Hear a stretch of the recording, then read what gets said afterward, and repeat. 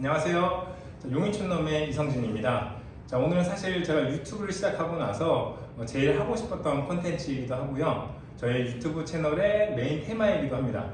바로 장애인 체육 봉사자 인터뷰인데요. 오늘은 그 첫 번째 인터뷰로 모신 분은 천안 지역에서 장애인 체육 지도자로 근무하고 계신 곽다연 선생님입니다. 자기소개 한번 부탁드리겠습니다. 안녕하세요. 말씀해주신 대로 저는 천안시 장애인 체육회에서 장애인 생활체육 지도자로 근무하고 있는 곽다연입니다. 네, 고맙습니다. 오늘 굉장히 인터뷰 하신다고 말끔하게 차려입으신 것 같은데 신경 좀 쓰셨나봐요. 네. 잠깐 화장 잠깐. 네, 알겠습니다. 여기까지 하겠습니다. 네. 네, 그리고 이제 다음 질문은 이제 천안시 장애인 체육회 소속으로 계시잖아요. 네, 그러면서 주로 맡고 있는 업무가 어떻게 되는지 조금 구체적으로 설명해 주실 수 있을까요? 구체적으로 크게 두 가지가 될 것 같은데요. 네. 첫 번째로는 여기 천안시에 지금 거주하고 있는 장애인들에게 네. 생활체육 지도를 해주고 있다는 게 주 업무이고, 네. 두 번째로 또 큰 업무는 저희 천안시 장애인 체육회 18명의 지도자들이 있어요. 그 지도자들의 관리를 맡고 있는 관리를. 그러면은 정확히 말하면 팀장을 말씀하시는 건가요? 어떻게 보면 찾아가는 생활체육 서비스 팀의 장이기도 한데요. 네. 그런 명칭을 잘 쓰고 있지 않기는 합니다. 그냥 어떻게 보면 그 18명의 장애인 체육 지도자를 관한 업무를 총괄해서 담당하고 있는 네. 직을 하고 있다고 네. 보면 조금 더 편하겠네요. 지금 천안 지역이신데 충남 지역에서는 이 그 대표에서 관리를 하는 팀장직이 다 있는 건가요? 아니면은 천안만 유일하게 있는 건가요? 충남에서는 전 시군이 수석 지도자라는 제도, 수석 지도자. 수석 지도자라는 명칭을 가지고 이렇게 그 지도자들을 총괄하는 그런 직을 가지고 있는 사람들이 있습니다. 그러시군요. 그러면은 그 수석 지도자라고 명명되는 그 직은 네. 장애인 체육 지도자와는 그 지도 시간이 좀 다른가요? 똑같이 15건의 네네. 지도를 하고 있기는 하나 좀 현실적으로 15건의 지도와 그 외적으로 그 생활체육 지도자 관련 행정 일을 더 한다고 보면 될 것 같아요. 그래서 현실적으로 좀 어려움들이 있긴 합니다. 세 번째 질문으로 바로 넘어가 볼 텐데요. 장애인 체육 관련 이 업을 하게 된 특별한 계기가 있으실까요? 사실 특별한 계기는 없고요. 저는 그 특수체육 교육과 제가 전공을 해서 자연스럽게 이쪽을 하게 되는 게 계기이긴 하나. 체대 입시 학원 다닐 때 저희 원장님이 특수체육과 전공을 하셔서 이야기를 많이 들었어요. 그리고 이제 시각장애인 옆에 그 보조 명이 기억이 나지 않지만 같이 있고 시각장애인이 저한테 의지를 하는 그 부분이 되게 마음 따뜻했다라고. 그걸 직접 얘기를 해주신 거죠? 네, 이야기를 듣고 되게 거기에 꽂혔었던 것 같아요. 마음 따뜻하게 다가와가지고. 그 선생님은 이제 졸업을 하시고 이제 여기까지 취업을 하신 거 보면은 그래도 특수체육에 대한 애정이 좀 남다르지 않았나 라는 생각이 좀 드네요. 네. 다음 질문. 장애인을 대상으로 이제 체육을 지도할 때 힘든 점은 없으셨는지, 그리고 있다면 좀 구체적으로 어떤 것들이 있는지 한번 여쭤보고 싶습니다. 이거는 장애인을 지도하는 직종에 있는 사람이라면 모두 다 고민을 하고 있을 것 같은데요. 제가 했던 주 수업이 특수체육이나 뉴스포츠 이런 것들이었는데, 그런 수업을 할 때 많이 만나는 대상들이 지적이나 자폐를 가지시는 분들이었어요. 그래서 이제 그분들이 제가 준비한 활동을 즐겁게 할 때는 저도 같이 정말 즐거운데 그렇지 않고 수동적으로 하기 싫어한다고 하시거나 그러시는 분들 만났을 때는 어떻게 하면 이분들이 좀 적극적으로 그리고 자발적으로 활동에 참여할 수 있게 할까라는 고민을 많이 했고, 그걸 실제 현장에서 많이 힘듦을 느꼈던 것 같아요. 자 그럼 바로 이어서 네. 이런 질문이 나올 수 있을 것 같아요. 자, 장애인 취업을 지도하면서 네. 힘든 일이 닥쳤을 때 어떻게 이제 극복을 하셨는지 저 이거 굉장히 궁금했거든요.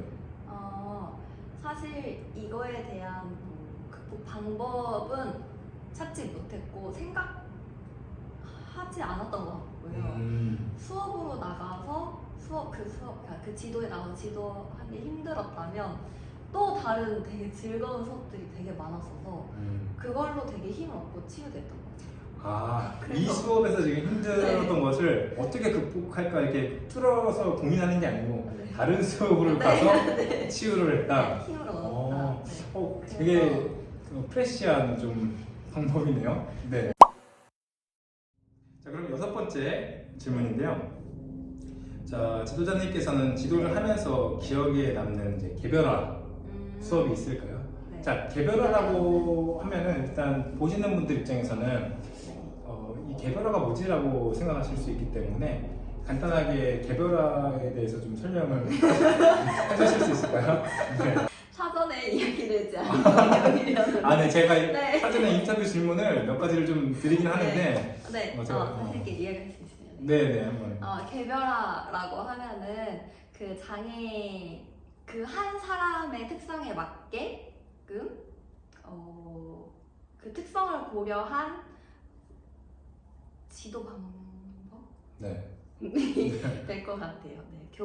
네, 네네. 그러니까 즉 장애 정도나 영역에 따라서 네. 그 수준을 고려한 수업을 어떻게 계획하고 실행하느냐 그런 네. 것들을 이제 개별화 교육이라고 정리해 주신 것 같은데요. 네, 자, 감사합니다. 네, 한번 기억에 남는 거 있으면은 말씀해 주시면 감사하겠습니다. 제가 아까도 말씀드렸듯이 제가 초등학교나 어린이집, 유치원 이런 데 수업을 많이 나갔었어요. 그래서 네. 거기에는 지적장애 자폐성의 특성을 지닌 특수교육 대상자들이 많았고요. 그다음에 소수의 인원으로 지체장애, 뇌변변장애 학생 그리고 청각장애 학생이 되게 소수로 이렇게 있었던 반들이 되게 많았어요. 초등학교까지. 네네네. 근데 그 학생들에게 똑같은 활동을 하기에는 사실 어려움이 그쵸. 많았어요. 왜냐면 뇌병변 학생들은 이렇게 누워만 있는 학생들도 있었고, 그리고 뭐 시각장애를 가진 학생들은 시야가 넓지 않았기 때문에 네. 똑같이 하기에는 되게 어려움이 있었어서 제가 찾은 방법은 그 사부작 교고를 만들기 시작했어요. 그래서 네. 스스로 네. 학생의 수준에 맞춘 네. 좋아하는 예를 들어서 그 학생이 좋아하는 도구를 직접 만들어서 네. 수업 참여를 이끄신 거죠? 네.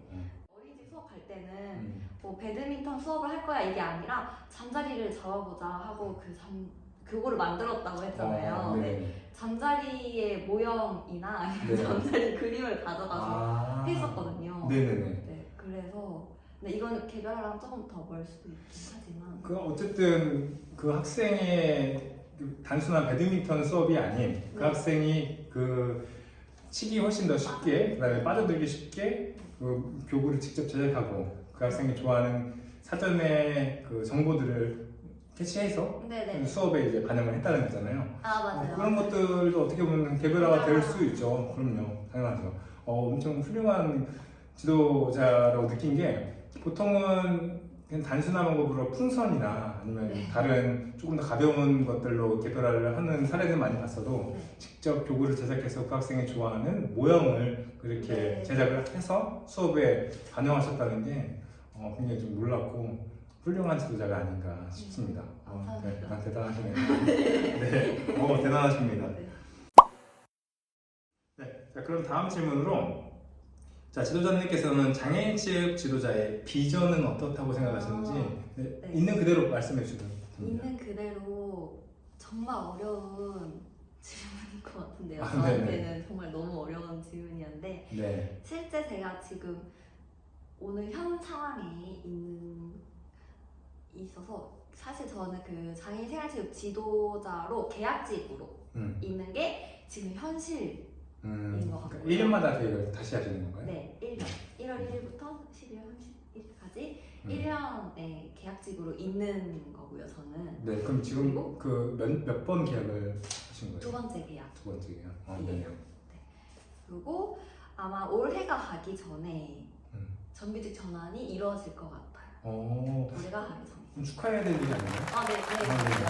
네. 축하해야 될 일이요. 그래서 제가 말씀드리고 싶은 건 지금은 계약직으로 있으나 앞으로 그 정규직으로 많이 바뀐다고 들었어요. 지금 저희 하는 것처럼. 네. 그래서 앞으로는 조금 더 나아지지 않을까. 그렇죠. 싶습니다. 계약직에서 정규직으로 바뀜으로 인해서 그냥 그 색깔, 계약직, 정규직 이 단어뿐만 아니고 혹시 바뀌는 다른 것들이 좀 있을까요? 바뀌는 다른 것들이요. 네, 뭐 예를 들어서 이거를 처우가 조금 더 좋아진다거나. 그 연봉이 달라질까는 의문이 들어요. 아 그래요? 그러니까 확신할 수 없는 것 같아요. 돼봐야 알겠지만 네. 지금 현재 나온 가시적인 바로 봤을 때는 네. 계약직에서 정규직으로만 네. 그 명칭이 바뀌었을 뿐, 그다음에 계약을 매년 하지 않을 뿐, 네. 그에 대한 뭐 예를 들어서 뭐 호봉이 만들어진다거나 아니면 그로 인한 정근수당이나 뭐 연차가 쌓일수록의 혜택은 없다 아직은.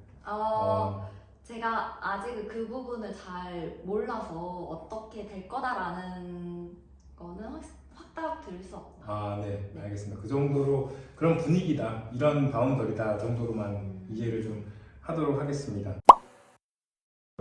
자, 다음 질문은 조금 예민할 수 있는 질문일 텐데요. 자, 바로 지도자로서 받는, 장애인 체육 지도자로서 받는 연봉은 혹시 어떻게 되는지 혹시 공개해 주실 수 있으실까요? 네.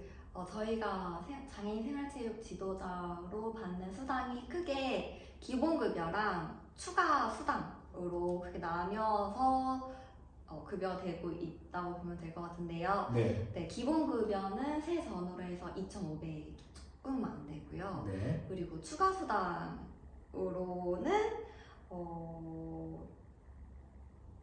640만 원. 640.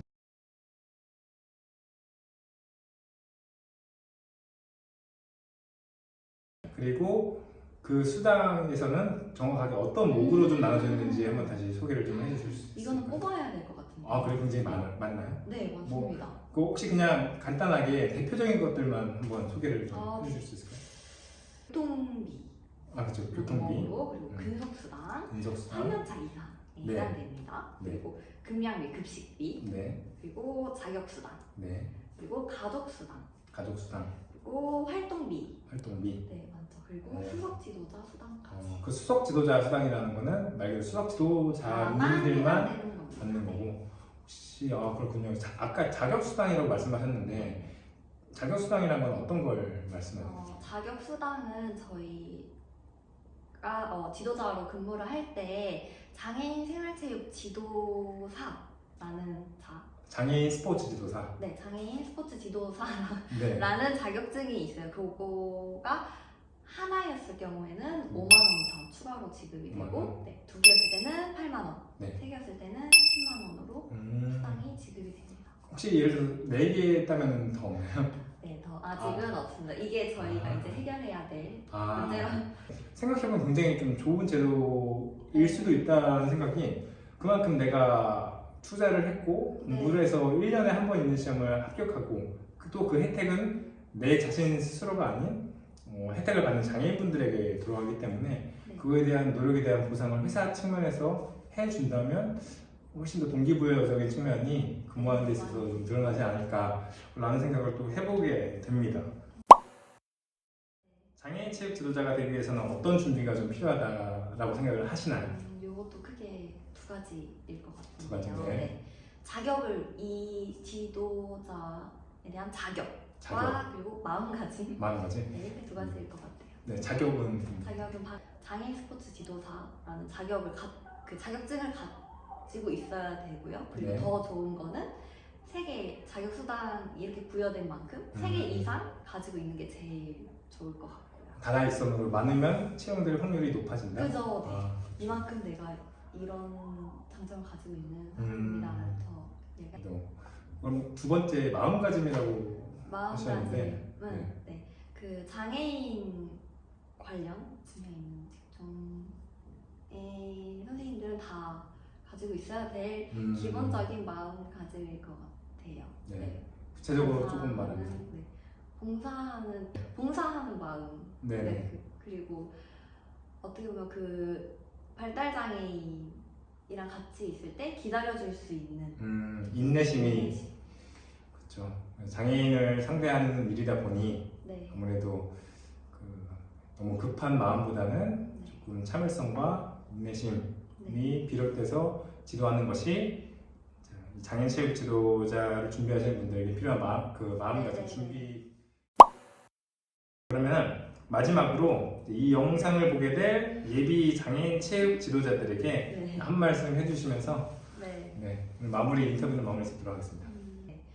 뭔가 영상으로 이렇게 넓은 대상가 좀 여러 명의 사람들에게 이야기하는 것도 좋지만 정말 이 분야에 생각이 있다고 하면 제가 연락처를 아마 알고 계실 테니 저한테 직접 연락을 해서 네, 그런 고민이나 상담이나 얘기를 하는 게 아니면 밑에 댓글도 있으니까 네. 그렇게 해주시면은 나 굉장히 적극적인 그 모습으로 예비 장애인 체육 지도자들에게 그 조언, 아주 아낌없는 조언을 해주시겠다고 굉장히 큰 약속을 좀 해주셨는데요. 네.